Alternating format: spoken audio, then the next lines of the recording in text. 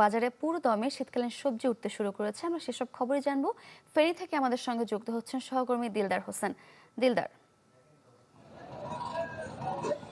জি, আমি এখন রয়েছি ফেনী শহরের খাজা আহমদ তরকারি আড়তে। আমার পিছনে দেখা যাচ্ছে বাজারটি, আসলে এই বাজারটি ভোরবেলা থেকে শুরু করে দিনভর চলে।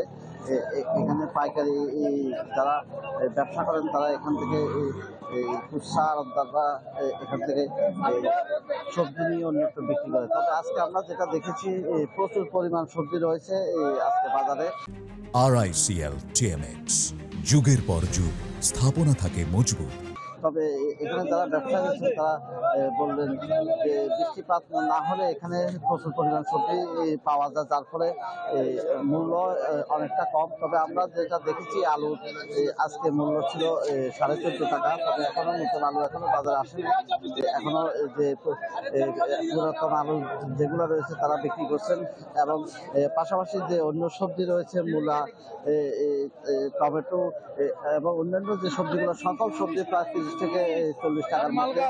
বরবটি আমরা দেখেছি 60 টাকা করে বিক্রি করছে। তবে সবজি মোটামুটি বাজারে পর্যাপ্ত রয়েছে, যার ফলে মূল্য কম। তবে আমাদেরকে যারা আড়তদার রয়েছেন তারা বলেছেন যে আলু সহ অন্যান্য যে সবজিগুলো রয়েছে, যদি বাজার দর আরো কমে যায় তাহলে হয়তো কৃষকদের একটু ক্ষতি হবে। তবে এইভাবে থাকলে তারা মনে করেন যে এখানে তারা ক্রয় করে তারা খেতে পারবেন, যারা ভোক্তা রয়েছেন। তবে ভোক্তারা আমাদেরকে জানিয়েছেন, তবে এইভাবে বাজার দর যদি থাকে মোটামুটি চলে। তবে আলু আমরা যেটা দেখেছি, নতুন আলু যদি বাজারে আসা হয়তো পুরাতন আলু একটু কমতে পারে।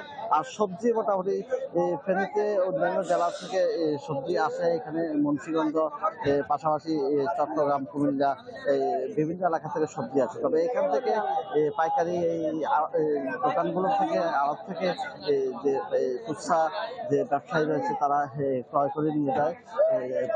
বাজারে যাওয়ার পরে তবে তারা দামের একটু পার্থক্য দেখা যায়।